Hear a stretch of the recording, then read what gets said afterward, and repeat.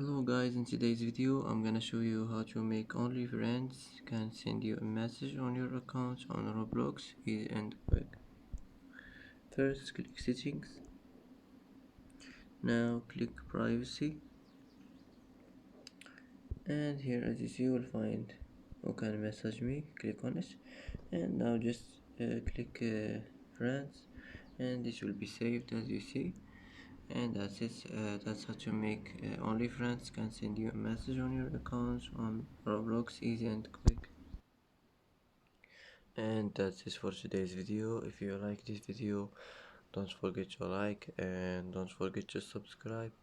I hope this video is helpful for you, and thanks for watching until the end, and see you in the next video.